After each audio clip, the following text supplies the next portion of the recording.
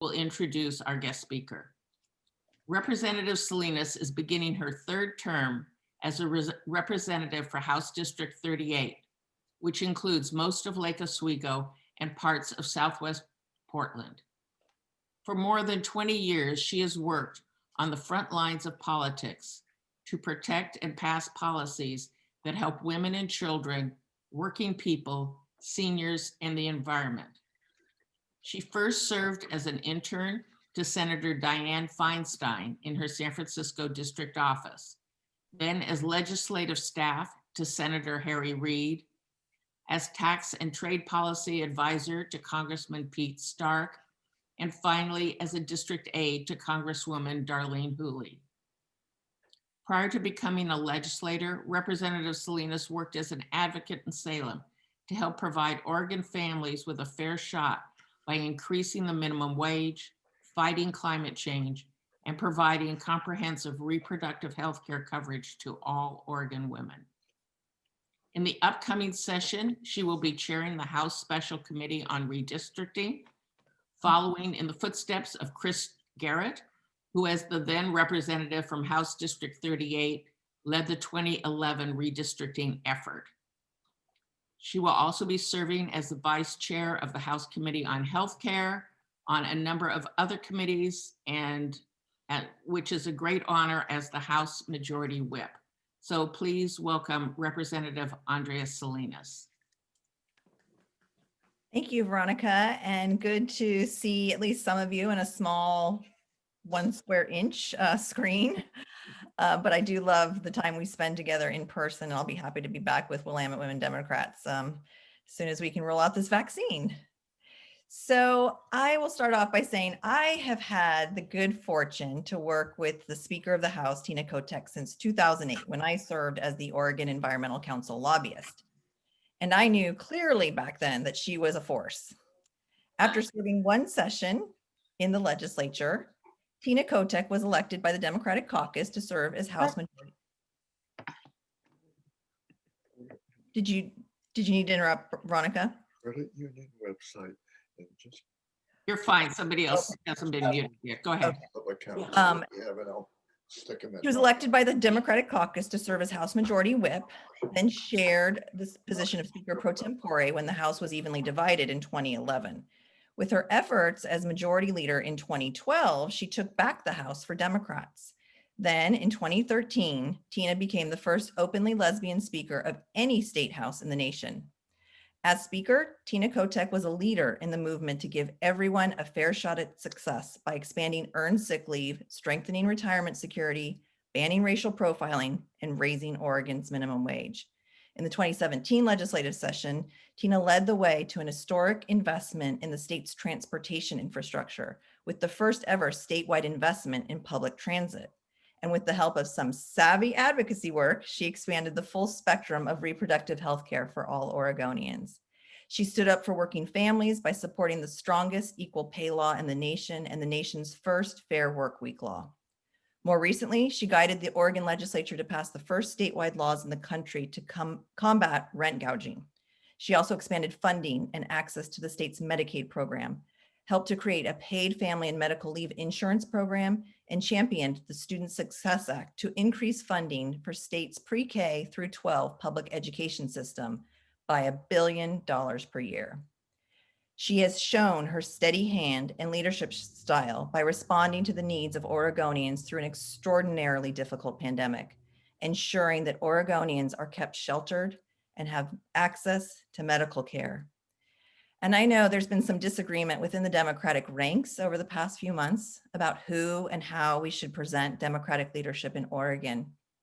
But I could not be prouder of the work that the Speaker has been leading to have the difficult conversations around racial equity, and not just in Oregon, but specifically in politics and in the Capitol, with the goal of making space for all to reach their full potential. Finally, if she's not hiding away in a dark movie theater watching the latest Marvel blockbuster, you might find her at home with her partner Amy and her 2 canine children, Teddy and Rudy, who occasionally will make an appearance on our Zoom calls. It is with great pleasure that I welcome my friend, colleague, and Oregon's longest serving Speaker of the House, Tina Kotek. Thank you, Andrea, for the very gracious introductions. And I know my dogs, our dogs, will be very excited to know they got a shout out. So I will let them know that when I get around to feeding them tonight. So thank you. One of the things we're learning in this pandemic is to be flexible on technology. So I will apologize up front if my headset is clicking. Anyone who's been following me, I've had a problem with my computer and right now it's doing well. So we'll go with that. I've had 3 different devices today trying to do Zoom calls. So I'm going with this one and the very, very attractive headset. So thank you for having me. And Veronica, remind me, was I here in it was 2 years ago I was doing this, right? Yes, ma'am. Does that seem like a lifetime ago? You know, when you think about it, I really enjoyed that. We were all in person. It was a fantastic evening. And so just thank you for inviting me back. So I want to give you a sense of what's going on in the Capitol, but I do want to thank Representative Salinas. You know, you're very lucky. Many of you are represented by her. So you are very lucky. I feel a strong kinship to Representative Salinas because like me, she worked to move progressive policies in the Oregon Capitol before she was elected and had a lot of experience doing that. That was similar to my experience. That does set you up well once you're got the title and the additional power to do work to really, you know, you're more prepared than some of our other members to know how the ins and outs of being a legislator, but nothing ever prepares you for being a legislator. But Andrea, Representative Salinas has done a fantastic job and I'm so thrilled she's our whip going into the new session and a key member of our leadership team. So, and was very gracious to take on the topic of redistricting, which will be a big topic for the year. In fact, if you have questions about redistricting, I'm so glad she's here because with everything going on, I haven't, you know, really given a lot of brain thought to that yet. So if you have questions about redistricting and where we are at the moment, Representative Salinas, I'm sure would be happy to add in there. At the end of the day, I believe governing, particularly from the Democratic perspective, is a team sport. And now more than ever, we are really fortunate in the Oregon House and the Oregon Senate of the new members who are joining us, the new perspectives and energy that are coming in.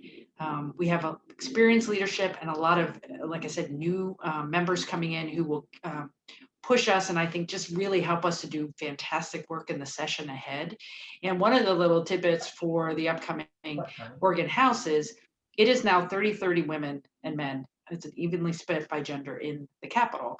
And that is not just because of our continued growth in the number of women in the House Democratic Caucus, but in the House Republican Caucus. That's good. Okay. Which I is a think we very probably- exciting development. Yeah. Okay. Thank you, Sudie. Okay. And so I actually think the more women elected you have in state legislatures, it will create a different dynamic, even if we have disagreements across partisan lines to get work done. And the reality is we have a lot of challenges that we have to face this coming session. So I'm going to talk about those. I want to start off telling you a little bit about what's going on in the Capitol in terms of our process, and both from a security perspective and a pandemic safety perspective. And then I want to talk a little bit more about the crises of the pandemic, the wildfires, racial justice, the challenges ahead of us to do, I think, substantive things in the 21 legislative session, and then talk a little bit about one of my areas of interest, housing, and then look forward to your questions. So I think you've all been following. Let's talk about security.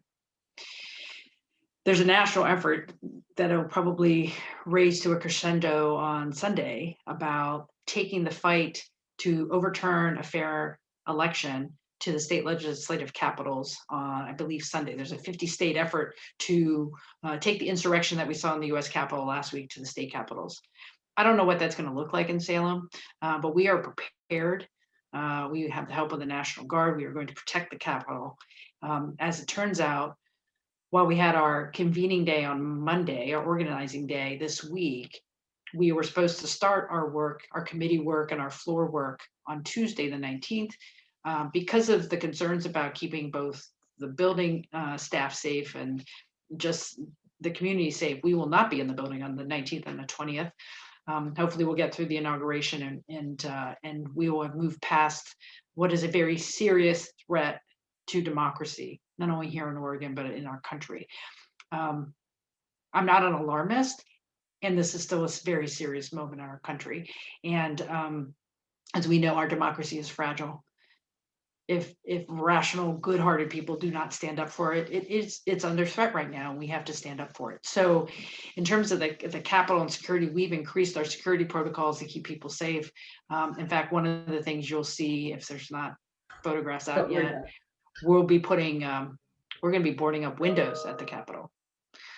With the Oregon National Guard will be there. So we are not taking anything lightly in terms of the threats. That's a weird environment to try to start a session, right? To govern in. And then we have the pandemic. Every legislature across the country is challenged by how to go do your work this year, and frankly last year, in the safest fashion possible.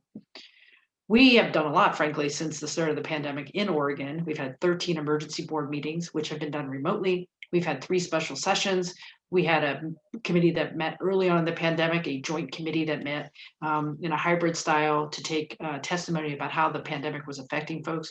We've tried all kinds of things to move the people's work forward, but do it in a safe fashion. That is getting translated into the legislative session. Last week, the Senate President and I released the Capitol Operations Safety Plan for the 21 session as it relates to the pandemic. For the foreseeable future, at least for the next couple months, the Capitol will be restricted to authorized personnel only, and committee hearings, which are the general what happens in the first couple months of session, will be completely virtual, remote hearings to do the work to start reviewing legislation and get ready to pass laws in Salem. I'm optimistic that what we have actually created is an opportunity for more public engagement with what we're doing in the Capitol. Yes, it would be nice to have people in person, but we can't have them in person if we're going to keep our legislature, our legislators, their members, the staff, the people who work in the building safe. Over 250 legislators around the country have been sickened by COVID-19 because of poor protocols, and some have died. I do not want to have that happen in Oregon. So we're taking every precaution in the Capitol for social distancing, for encouraging remote work, virtual committee hearings, which, by the way, is an enhancement of what we have been doing. People will be able to sign up for testimony either by phone or video. We'll be holding the record open longer. We have additional advance notice requirements. We're doing everything we can to have a transparent and safe process to do the people's work. And I frankly think it's a model for the country and what we're trying to do. And at the end of the day, these are a lot of things that we will probably want to continue when there is a return to the pre-COVID days of what the legislature looked like. One of the things that I like to talk about is, if you think about it, it's always been difficult for the average Oregonian to take off work, to go to the Capitol to testify. And frankly, it's kind of intimidating. So a lot of the people who are in the Capitol day in and day out are the people who work there, or the people who are paid to be there. The great thing about the remote testimony and the remote hearings that we will be having in the near term is that people are going to be able to, well, I think we're going to get more people testifying, submitting written testimony, watching online. People are more comfortable with technology than ever before. And the personal touch of being able to be comfortable in your own home, testifying on something that impacts you personally, and being able to provide that real life testimony is something that I'm looking forward to, knowing that we're going to hear from more people in a way that we've never had before. And the equalization of access to members because of this. You don't have to be a paid lobbyist to have the kind of access and information that is normally part of being an in-person legislature. So I'm excited. I know there are challenges. We're working through a lot of different things. We have to be adaptable. There are going to be technology issues, and we're going to have to roll with it. And I think we can still get a lot of good work done. And so our work starts next week. It won't be those first 2 days, but we will be starting committee hearings next week. And so we're very excited about that. Legislators have put in a lot of bills. So there's a lot of interest out there in doing work this session, despite all of the challenges. So what are we facing? Multiple crises. Let's face it. Can we have anything else, go wrong? We had a pandemic, and then we had to have wildfires. And in the midst of that, just a reckoning and a reinvigoration of taking on very important systemic racism issues in all levels of public systems. And it's a transformative moment for all of us. And I figure we better take the most of this opportunity while we're also dealing with the real life impacts of both the pandemic, the economic fallout from the pandemic, the health impacts of the pandemic, as well as folks who have been impacted by the wildfires. And as I mentioned, we've been in crisis mode for months now. I'm very proud of the way the legislature has been able to function in 2020 in terms of how we figured out how to meet, how to do work, how to make sure money was getting to the right places. It's one thing to have federal money be awarded to the state and another to move it quickly and get it out the door and make sure it's going to the right places. Particularly our emergency board has had a very strong equity lens in making sure investments are getting out to the most impacted communities. We have the impact of the pandemic is very disproportionate. Never seen anything like it, right? When the economy had to shut down, it's like everything stopped. Well, for some people, it's gotten back to normal, but for a lot of people, it is not. And the health impacts, when you look at the numbers, are disproportionate in our communities of color. For lower wage workers who do not have the luxury to work from home, they are more at risk. They are more impacted by the vagaries of whether they're working or not. And we've certainly had problems in our unemployment insurance benefit system that has been very difficult to keep people afloat. So in the emergency board, we've done some very unique and dynamic things that frankly, I don't think have happened in a regular full session. We have moved tens of millions of dollars to the Oregon Community Foundation, for example, to set up the Oregon Worker Relief Fund. We have a whole host of employees who lost their jobs, but weren't eligible for unemployment benefits. So what happened? The community came together, figured out how to do it. Community Foundation stepped up as the financial partner, and the state gave them money and continue to give them money and just gave them more money last week because we know it's reaching a segment of Oregonians who are not served well by the more traditional systems of support when you're in an economic crisis. We at the emergency board moved $64 million for the community fund for Black resilience. Hugely important in saying, here's a community that has been disproportionately impacted in businesses and their organizations and in their lives in a way that we have to step up because our systems weren't really set up for that. That's something that happened through the emergency board. So we're really proud of that work. So one of the things for the session as we get started in response to COVID is making sure the things we've been doing in the last 6 to 9 months are continuing to get done. The help that people need, making sure those systems are functioning. We had an emergency board last week to spend money to make sure the next 3 months of the year, there's no gap in services in some of these emergency services that we have been providing with federal funds. And thankfully, we now have another package coming from the federal government, but we can't wait around for the feds to help us sometimes. So maybe we're really hoping it's going to be different under the new administration, but the state has had to step up and do things. One of the things that I've been particularly interested in is the state of housing for a lot of folks. We passed 2 eviction moratoriums, one earlier and then a follow-up back in December to make sure people who are having trouble paying the rent are not evicted, that there's a plan for repayment, and frankly, a plan to help small landlords who are not seeing rent payments, and they also have their own financial cash flow issues. So we've been trying to do everything we can to keep people housed and keep the rental market stable enough so at the other end, when we come out from the pandemic, we still have rental housing available because we were before the pandemic in a housing crisis. So in terms of the one of the things that we've done, as speaker, I get the choice to set up new committees if that's necessary. I ended up doing 2 new committees. One is a special committee on the wildfire recovery. I haven't even talked about the wildfires yet, but there's been a lot of money moving for debris removal and helping people. Well, we have thousands of folks who still are unhoused from the wildfires that devastated the state around Labor Day. So I don't want anybody who's been impacted by those wildfires to fall through the cracks. So the House has set up a special wildfire recovery committee that their number one goal is to make sure, are the investments there? Are the statutory changes needed in the short term or long term for rebuilding and recovery? Are they there? We have issues about what is the urban interface going to look like? You know, wildfires are here. It's going to get worse, or it's certainly not going to get any better. So how do communities rebuild? Where are people going to live? What should the rules be? What should we do better to prevent fires in the future? The Wildfire Recovery Committee is going to make sure no one falls through the cracks. And Representative Brian Clem out of Salem, one of our more senior members, is going to be taking up that committee.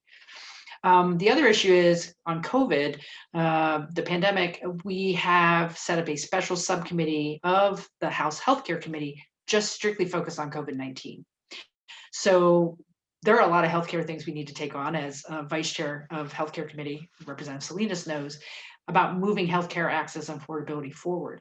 And we're in the middle of a pandemic. So that special subcommittee is going to be the place to go if you want to hear about what's happening on vaccinations, what's happening on testing, what's happening on anything related to the response. It's great that the vaccines are here, and we have a long way to go yet.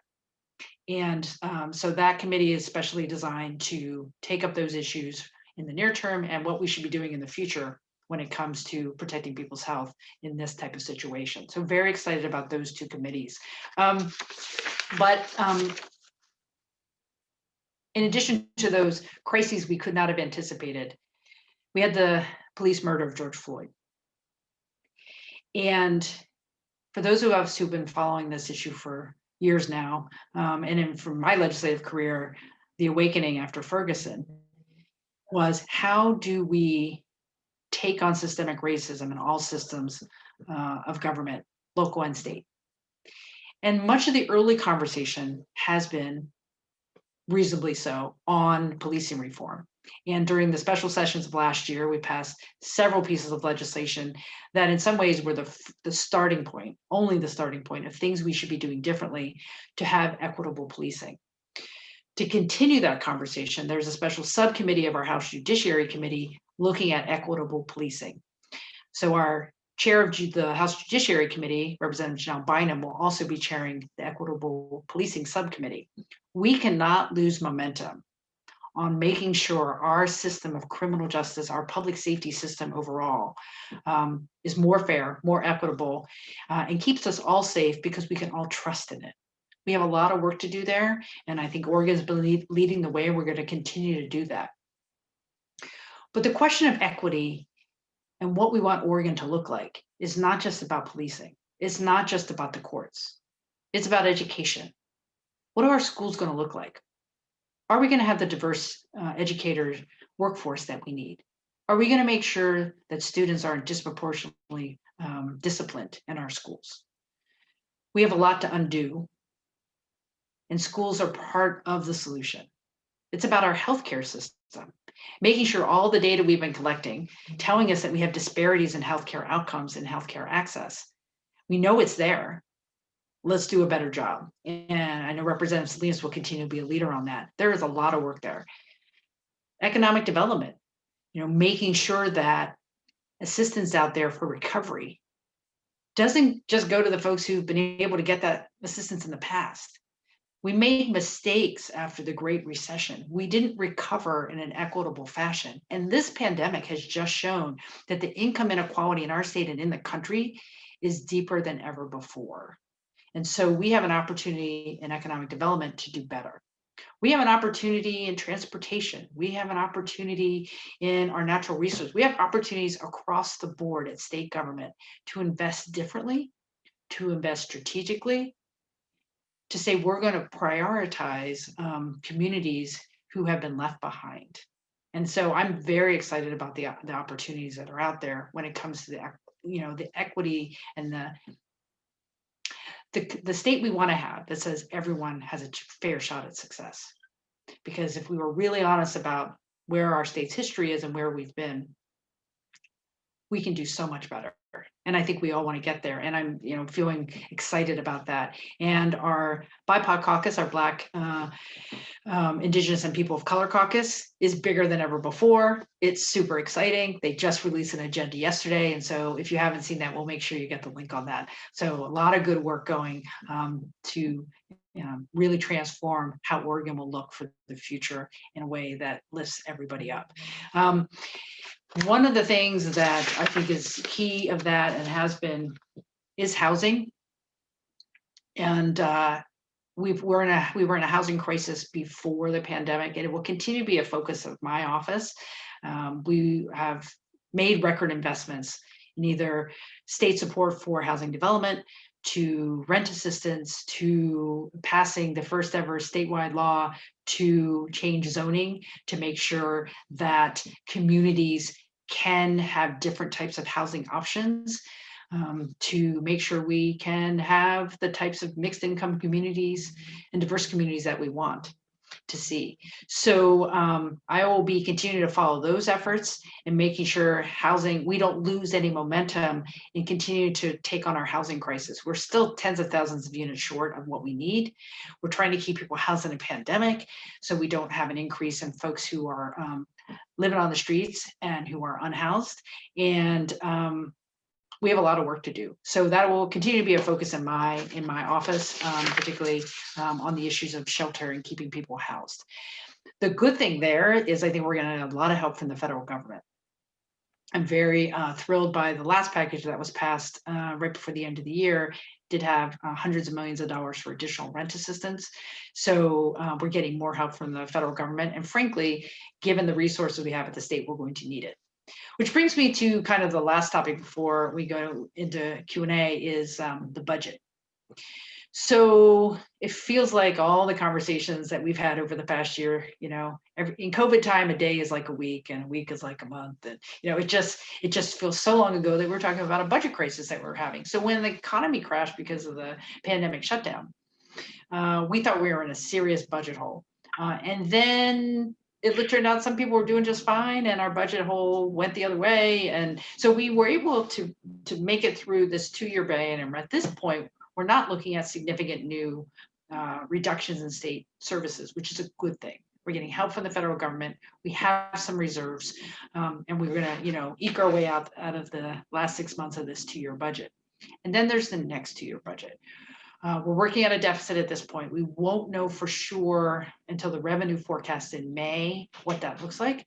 So, but there's going to be a lot of work to figure out how to not make the types of cuts that would limit our ability to recover. We want to make sure, as I was talking about equity, we want to make sure we have new investments as well as protect things that have been done in the past to help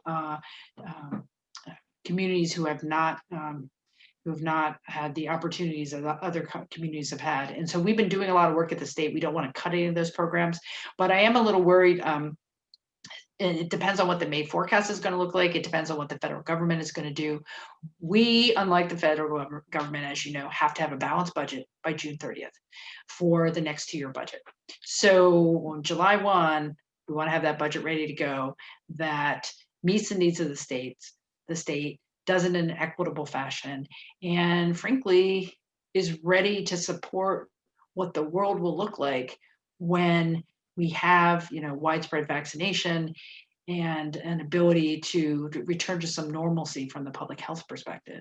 So lots of things going on, and I haven't even talked about redistricting, like I mentioned. You know, we just throw that one right on. You know, this is you know, every 10 years we do redistricting. And so we got that going on as well. And again, I'm thrilled that Representative Salinas will be chairing that committee.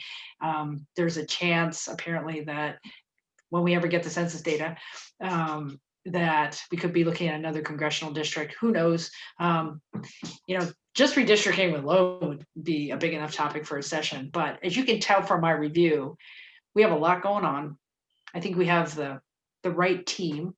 I think we just have tremendous strength in our legislators. They're all leaders. We need each and every one of them. And I'm just so proud to be speaker again, so I can, you know, just keep the team moving down the field, because right now we're just trying to keep everything, you know, keep our heads above water, get the system to run and get people to do their work. And I think Oregon is well situated to do good things this year. And I just want to thank all of you for any role you played in helping us get a really fantastic team elected last November. It's certainly optimistic to have a new president, but to have an Oregon legislature that reflects the diversity of Oregon and has the ability to, you know, take the state forward. So with that, I think I'm going to stop, take a breath. I don't know, maybe Representative Salinas, do you want to say something about redistricting before we take a question, maybe? I just got off the phone with my vice chair before this meeting, Republican Shelley Bossart Davis. And it's daunting. And she said, that's the perfect word for it. It's daunting, mostly because we really don't know when we're going to get the census data.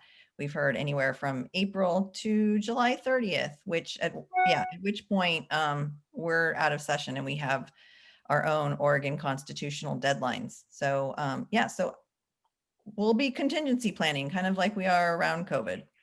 I'll just say that. And it's going to be challenging. Well, thank you both. I want to just take a quick break to recognize some of the people who are elected officials or past elected officials who are joining us today. Bridget Brooks, who's with the Tualatin City Council. Valerie Platt with the Tualatin City Council. I have not seen Lori. Is Lori Wagner on the call? She might be. She is a candidate. She's going just announced that she's going to be a candidate for the PCC board. Dacia Graber, who is the newly elected state representative from House District 35. Naileen Gupta, who is a appointed member of the Lake Oswego School Board and is going to be running for election coming up. And then Majority Leader Senator Rob Wagner is on the call with us. And let's see, I'm missing Lynn Peterson, who is the Metro Chair, is on the call with us. And Diane Rosenbaum, who is the former state senator, is on the call with us, and we're thrilled to have you, Diane. And if I missed anybody, please throw me a note in the chat or and let me know, and I will mention it. But after that, I'm going to go to questions. So if you have questions, please put them in the chat. We have quite a few of them, but I'm going to do my very best to work our way through it. So I guess the first question we got had to do with taxing and a question of what tax changes you are likely to press forward. I think some of the things relate to tax changes at the federal level versus how that impacts the state. So they mentioned CARES Act, COVID relief, opportunity zone tax breaks, timber. I know there's a push for timber taxation changes and alcohol changes was their list. So, well, thank you for that question. And as I was mentioning, I was wrapping up on my remarks about the budget. There's a few of us who were around in 2009 after the Great Recession and the crash at Wall Street, and trying to make sure we could balance the budget. It was 3 biennia of very tough decisions to balance the state budget. And this is different and also challenging because of the way the economic downturn has affected folks. We have sectors who have been so hard hit, and we have other sectors who are doing just fine. I will say, I feel, I'm really glad that we passed the new business tax last year, the commercial activities tax, because for some of the businesses who are doing quite well, particularly retail, that those revenues are continuing to fund the Student Success Act. We didn't see some of the downturns that you would have seen that we have seen in the past because we've been overly dependent on the income tax. Having that additional business tax has been helpful for kind of smoothing out the effect of the recession. In terms of the budget, we're going to look to reserves and federal support first to balance the budget. That could go quite well, and we might not have to look at new revenue for the purpose of balancing the budget. That being said, if we do need to do that, we will. Right now, I don't think we're sure. But there are other revenue issues. Certainly, and this is one of the ones that's a carryover from last year, is the tax breaks related to the CARES Act, which was one of the larger pieces of COVID relief from the federal government. There were some tax breaks that many of us here in the state believe didn't really benefit the state except, take a chunk out of state revenue, that if we disconnect from some of those federal changes, those dollars could be redirected to other things. So that is still a very viable topic, in the sense that people are really saying, hey, this tax break wasn't very equitable, and those resources could be used otherwise. In fact, revenue issues have a portion on the BIPOC caucus agenda that came out yesterday that I think is really important. In terms of newer revenue, like alcohol taxes, beer and wine taxes, I know that's been something that people have been talking about. I will be honest, those are very difficult taxes to take on. I think where we're going to be mostly focused around some of those issues will be Measure 110, marijuana revenue, the implementation of additional behavioral health supports for folks who are seeking help in recovery. So I would be surprised if we took on beer and wine taxes, just because of the political challenges of that. I have heard about some dedicated funding for the future of wildfire response, some surcharges in different types of commercial products to help pay for that. So I think that's coming. So those kind of dedicated taxes or fees are probably a pretty good idea to take up. And I know folks have continued to want to see more accountability on enterprise zones. That is always an option. Representative Nancy Nathanson has returned as our revenue chair, and she's just really good. So look forward to seeing what we can do to make our tax system more equitable, because that is also part of the puzzle. Great. There's a number of questions related to COVID, including the lack of, or the apparent lack of testing in terms of how we compare to other states, and concerns about the efficiency and fairness of COVID vaccine distributions and the priorities and all of those things. So whatever you would like, whatever light you would like to share. I know there's a lot of conversations going on about those issues. Yeah. One of the hard facts is every state is struggling to roll out their testing protocols and their vaccines, primarily because the federal government has abdicated their role in such a tremendously disappointing fashion. It's just shocking how there hasn't been a coordinated national response on all these things, which has really forced the states to pick up and figure it out on their own. And honestly, it's been a little bumpy. Let's just be clear. I mean, testing and getting the testing done, I think we're doing okay. We could be doing better. We can talk about which numbers we're counting and not. The goal is to make sure we can do the testing we need so people can quarantine and we can reduce the infection rate. So there's continuing work on that. It's not perfect, but I think we're making progress. Same thing on vaccine distributions. We had a plan, and then the feds keep changing it. Just the other day, they're like, now you have to spend, you have to distribute it this way.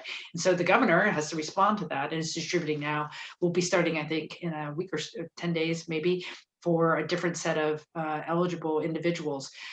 At the end of the day, we need to continue to push hard to have a coordinated plan.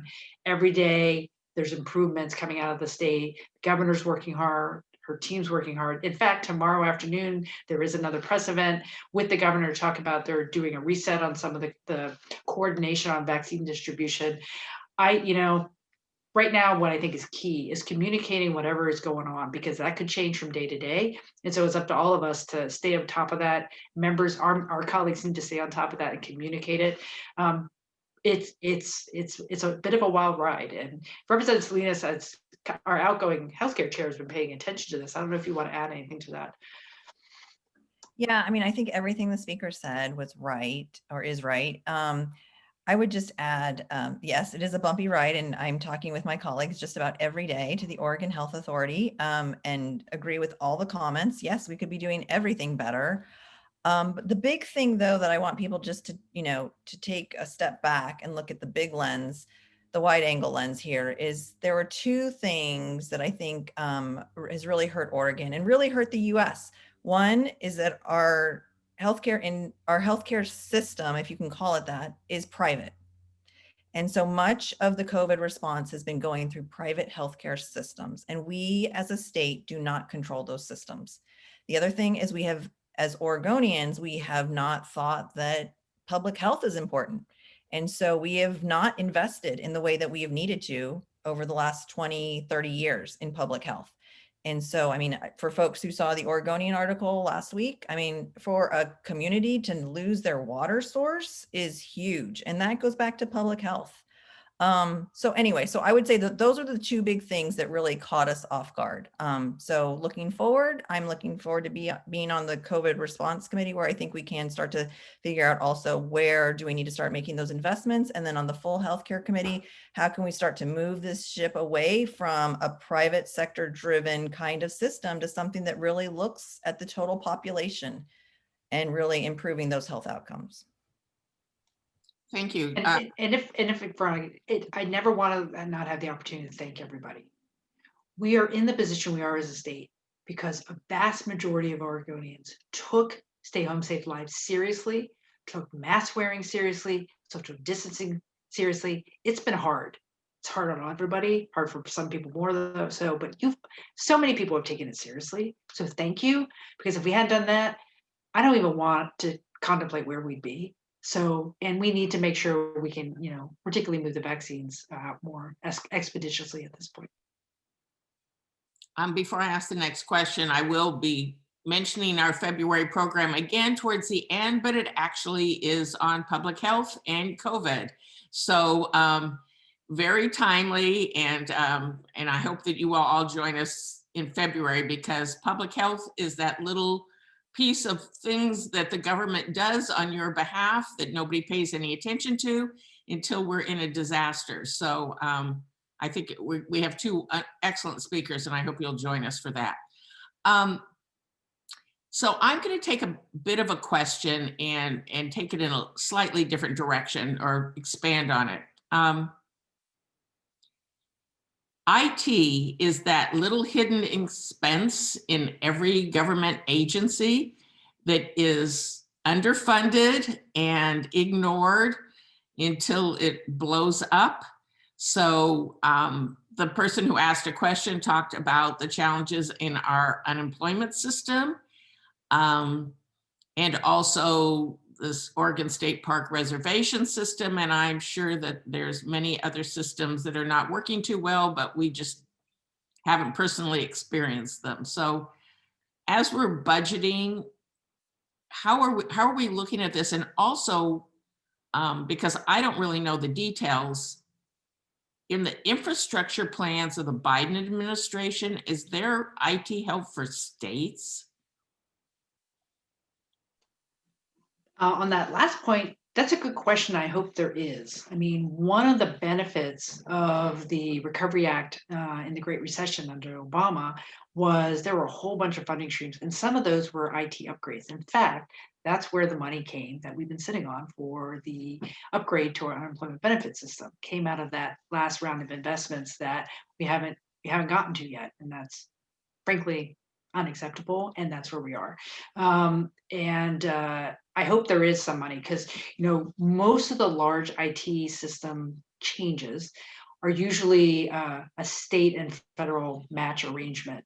We spent several years, for example, redoing our child support payment system, and that was almost, I think it was like a 75-25% match paid by the federal government to redo that system. It's doing quite well. One of the things, just for context, because I've been doing this too long, is not too long, but long enough, is that when Cover Oregon happened, remember Cover Oregon? It really reset how state government is doing major IT projects in a good way. There's a lot more oversight, particularly in the legislature. We actually have two IT experts in our legislative fiscal office now who look at IT projects. That's pretty much their entire job, to make sure that when we are funding IT overhauls or new systems, that they are following stage gate processes, that there is the proper quality control oversight, so we can get to the product we need at the end of the day. And we've had some fantastic successes. Department of Revenue instituted a brand new system that has been doing quite well. So it's not like we're failing all the time, but there are new protocols in place.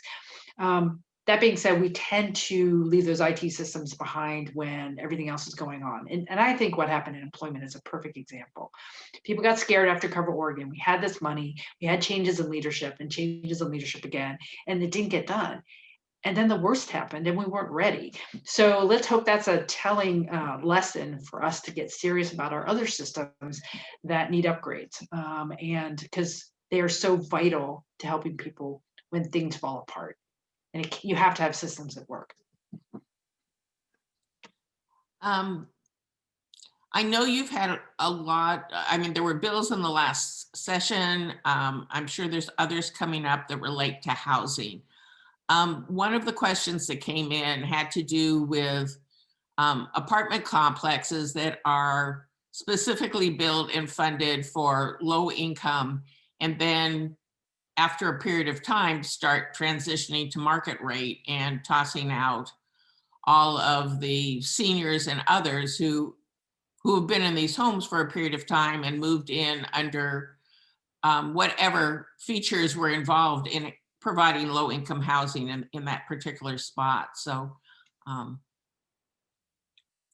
any comments on that? Yeah, thank you, whoever put that question out there. The housing crisis takes a multifaceted response, and one of those is maintaining the existing affordable housing stock that we have. So in some cases, you have properties that have been financed and run with federal government dollars that then cycle off of public supports and then could go into the private sector. We've been funding for the last couple biennia pots of money for the state to say, hey, keep it in affordable use. We'll help fund your renovation. We'll take over your property. And we actually passed legislation, I think it was my bill, a couple of years ago that said, when you have a publicly subsidized property, that it's been publicly subsidized for 30 years or something, you must give an option for public purchase before you sell it on the private sector, on the private market. So we are trying to maintain that by investments as well as statutory changes. So, because if we lose ground on the existing affordable housing, then it's, everything we do is going to get further behind. So we are focusing on that. So I appreciate the question. There's a question about education.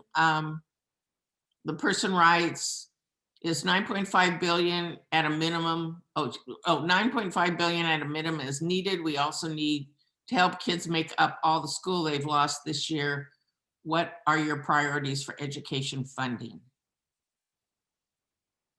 Well, and that number that is referenced, and thank you for the question, is the state school fund, which is the basic funding pot for schools.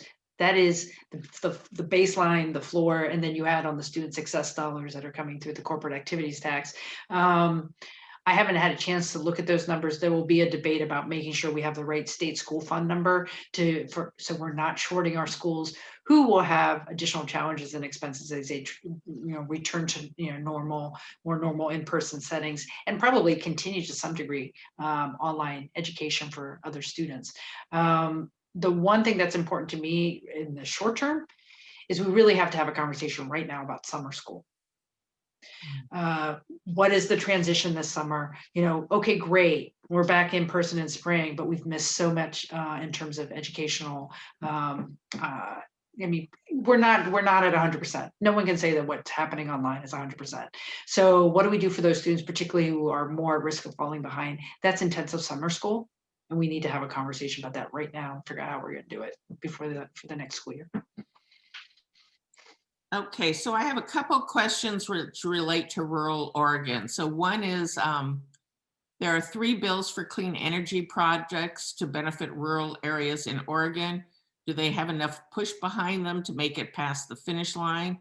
Specifically, do the R's support them? And then that's probably also tied into what legislation is being supported to meet employment needs of rural Oregonians.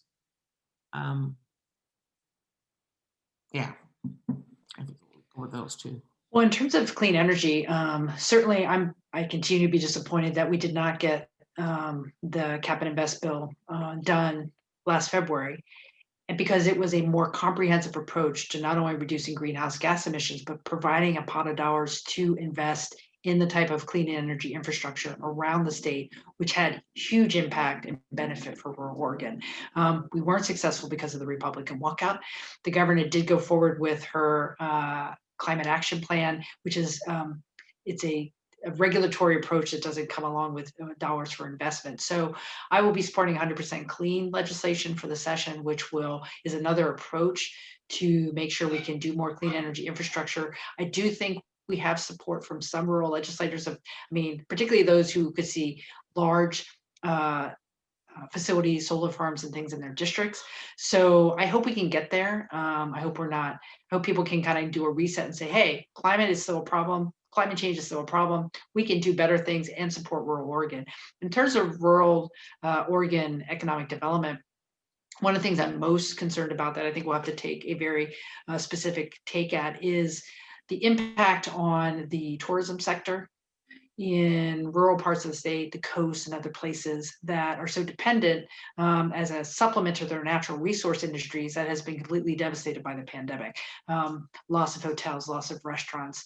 Hopefully we've provided enough support to keep them on life support, but we do have to have a conversation about that because that is an aspect of the rural economy that has been specifically impacted in the pandemic. And so my last question, which I think is probably a good one, and that's talking about, the person writes, building trust in government should be a high priority this session, given the ongoing protests and violence. How will the legislature respond? And there was also another question that came in about Mr. Neerman, and some people may not know what actions have been taken in his situation. So you might want to talk about that too. Trust and building trust in government is very front and center in my brain right now. Certainly with Representative Neerman, he's our House Republican colleague from Mid-Valley who opened a door during the December 21st protests, let rioters into the building, into the Capitol that could have seriously hurt a lot of people. The state police were able to get people out of the building, but they were also injured in the situation. We have him on video opening the door. He has accepted a voluntary safety plan where he will not have unlimited access to the building. There is a formal conduct complaint going forward. And from my office, he has been stripped of his committees, his public commission appointments. I've asked him to resign and I have fined him $2,000 for damaging the building. So we must hold folks accountable when they undermine democratic institutions. The flip side of that is, how do we build trust in what we do? I've been a big believer that the way you build trust is communicate, be transparent, and actually do things for people. Pass laws that make a difference. Don't get fixated on things that might sound good to, the inside game. There are people hurting right now. Their trust in government is not just about what they hear in the news, but the fact that they don't feel supported and helped. And so our goal will be to make sure that a functioning government that helps people is one of the most key factors going forward to rebuild trust in the institutions of democracy. So that's our goal for the upcoming session. Thank you so very much. It is always a delight to have you, Speaker Kotek, and thank you very much, Representative Salinas, for adding some answers to some people's questions and for a wonderful introduction. I do want to again remind people that our February program will be focusing on public health, and we have two outstanding speakers in that arena. Please watch for the announcements, which will be coming out in a few weeks of that meeting, and be sure to RSVP and share with your friends. I also really want to thank all who were involved in the recent runoff election in Georgia, writing letters, sending postcards, making phone calls or texting to get out the vote. To quote the incoming president, "We did it." I also want to point out I received something in the mail from Vote Forward the other day, and whereas the state of Georgia received 1.5 million letters, postcards, etc. for the general election in November, they received 2.4 million for just the special runoff. So people really made a difference. These are challenging times. Please take care, stay safe, and most of all, take a moment to thank the elected officials who get up every day on behalf of, quote, "we the people," end quote, as our Senator Jeff Merkley would say. Thank you all for attending, and we will see you on Zoom next month. Have a good evening.